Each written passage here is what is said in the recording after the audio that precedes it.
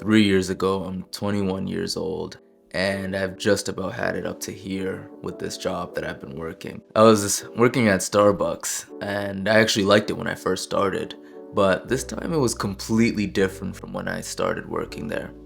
We had a manager, his name was Mark. As they were training him, we started to realize that this guy was really incompetent. It wasn't his fault that he was that way. It was more so that the store decided to hire outside, which they never do. And so Mark became our store manager, but he had never even worked the lowest job, which is a barista before. He used to manage a retail store. So we were all circling around and wondering how this guy was gonna be able to manage this store when he couldn't even make the simplest of drinks, a latte. And eventually I remember it got so bad and I got so fed up with working there that I walked in one Saturday after I'd already given them my 2 weeks, so I had about a week and a half left. And they put me on the oven in the summer. It was unbearable. I'm there for 3 hours straight, no break, just putting food in the oven, taking it out, putting it in, taking it out. Eventually, after 3.5 hours of torture, I'm sweating and I'm just done. I'm completely finished. He tells me, Andrew, you can go on your 10-minute break. I'm like, bro, I have 2 breaks on this shift. This is my 10-minute break and I'm supposed to get a 30-minute break and it's almost 4 hours into my shift.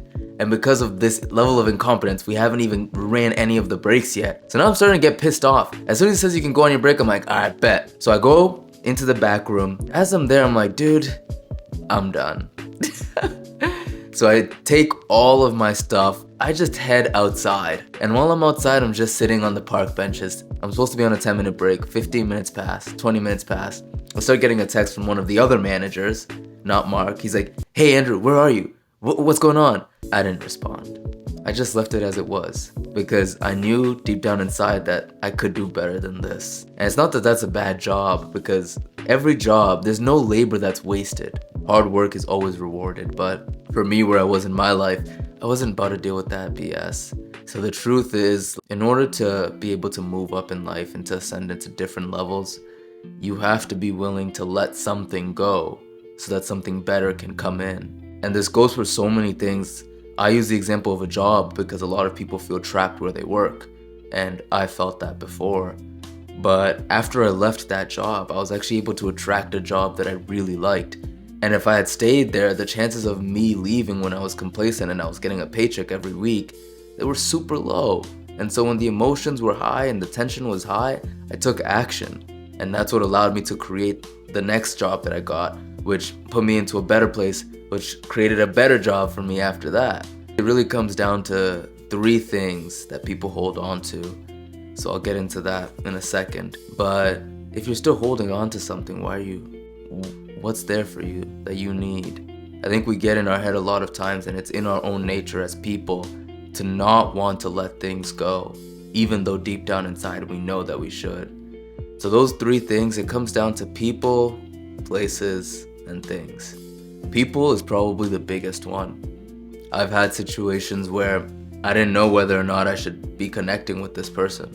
I didn't know whether or not they were good for me. Even though I didn't know whether they were good for me or whether they were bad for me, something inside of me told me that relationship isn't really going anywhere. It already reached its peak and now it's just coming down.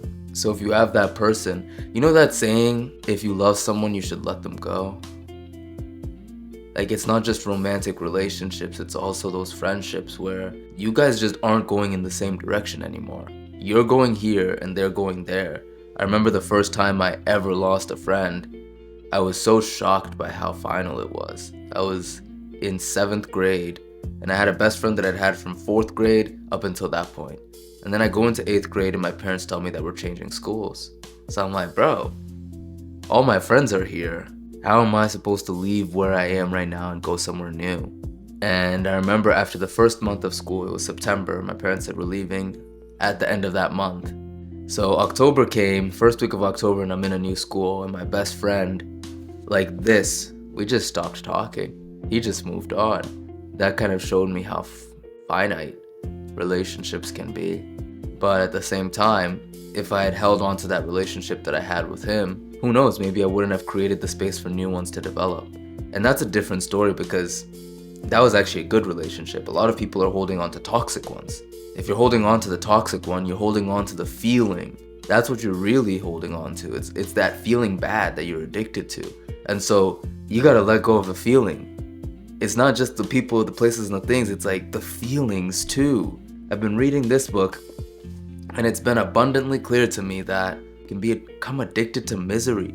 We can become addicted to feeling bad. That's one of the craziest things to me, because you would think that it's abnormal, but the truth is the devil you know is better than the devil you don't. I remember when I was really depressed, like the worst depression I've ever had. I just resigned that life was gonna be that way forever, and I would be clinically depressed for the rest of my life, and that was my lot in life. And I remember after a certain point, I even started cutting on my wrist. You can't see it very well, but I got satisfaction from how bad I was feeling. It was so distorted that there's this Rick and Morty episode. I don't know if you've seen it. It's called, is it Rick Convenient Mort? Something like that. It's in season 5, I think. And in this episode, there's these guys who have all of these piercings and things sticking out of their head, and they're addicted to this feeling of pain. Like anything that's painful to them feels good. So whenever they get something that's painful, they're like, it's like pleasure for them. And I related to that so much because when I was depressed, like things that would make me feel bad, I would hate it, but I would love it. Isn't that so twisted, bro? Like, if you want to feel good, and if you want to actually get into a space where you can create a better life, you have to change your emotional state, and you have to change the emotions that you're used to. The best tool, at least from the book Becoming Supernatural, that they talk about and recommend is meditation. This is something that I used to do daily, that I actually got away from for a little while, probably like 4, 5, 6 months, that I just stopped doing it daily. I would do it every now and then, but it's really only effective if you do it daily. It's like going to the gym. If you're going to the gym, but you're doing it once, whenever you feel like it, maybe once a week, maybe once every 2, 3 weeks, yeah, it might work a little bit, you feel a little bit good. But without the consistency, you don't reap the benefits of the compound effect. It's tough when you're addicted to feeling bad because you gotta bridge that weird gap where you almost don't feel anything at all. It's like nihilistic living in that space where existence almost seems pointless because you don't feel good and you don't feel bad and you're just in this weird gray area.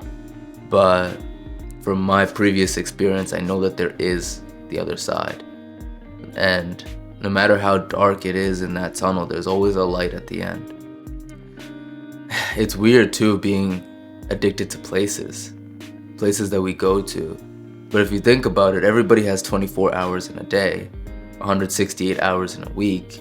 If you're going to places that frequently don't serve you, whether that's a job or a place that makes you feel bad, like there's so many different things to avoid in this life. It's like the only way to avoid it is to really choose better things.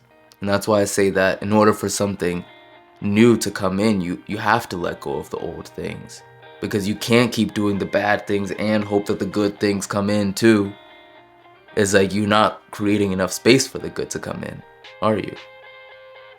And this is a message to me as much as it is to you, because I've lived kind of like this up and down life where when I went extremely 100% all in on the things that would improve my life changed completely, drastically. And then once I started to let those bad things creep in, things like using drugs or smoking, weed, drinking, I just started to see it go down. And I was like, it's not interesting. Now, that's not to say that you can't live a life where you do those things and still create a good life, but there has to be a sense of balance in your life. There has to be a sense of not depending on those things to make you feel good. There has to be a sense of you're not using those things to cope with your negative emotions. And I found myself doing that a lot. So for the time being, my goal is to not do those things. But it really depends on what kind of person you are. I wouldn't tell anybody to do this or not do this. You have to look within and see what kind of relationship you have with those people, with those places, and those things. Because if you really want something better for yourself, which I would argue that most people do, you have to be willing to let go of the things that don't serve you anymore. The last thing I think that doesn't serve people is their belief systems. And this is the hardest one probably to change, because beliefs, have you ever seen that iceberg? The one with Freud, and like you have your conscious mind and then 90% of your brain is submerged under the water, the subconscious mind. We don't even know how our beliefs play out, or we don't even know really what they are until you look at your life and you examine it and you see what kind of life that you have. For example, if you don't have a lot of money in your wallet, there's some belief that you have that money isn't abundant. Because if you knew that it was abundant, you would have a lot of it. It's just like air. You're not gasping for air because you know it's abundant. You're not searching for water because you know it's abundant. You know if you ever needed water, it would be there for you. There's so many belief systems that people have that it's hard. The only way to measure what your beliefs are is to look at the kind of life that you have, and from there you can trace what you actually believe. For example, I'll share one with you. It's not something I'm too proud of, but last time I had a girlfriend, I was 18. From 18 to 21, I was in a relationship. And since then, I've had like more than a few on and offs, more than a few situationships. From the past, I think year and a half to 2 years, I've set an intention that I actually do want to be in a relationship. And yet I keep acting in a way that doesn't really lead to that outcome. So somewhere in my mind, the belief system is that relationships must be hard to come by. That's not true at all. It's really, this is the belief. Relationships with the girl that I actually want are hard to come by. And if you're in that situation where you're not in a happy, committed relationship, somewhere deep inside you, you have that belief too. That relationships with the person that I want are hard to come by. And yet you probably know somebody that's in a happy relationship with the person that they want. They're attracting on a whole other level because their beliefs and their identity are different than yours. So you have to be willing to let go of those belief systems that don't serve you too, because without letting go of those beliefs and that identity, that old identity of yourself that you had, how can anything new come in? How can you create from a space where there's just negativity, or where there's negative feelings of guilt and shame and anxiety and depression? And how could you possibly create from that space?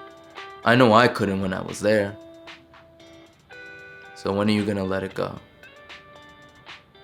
A bird can only fly because its weight is proportionate.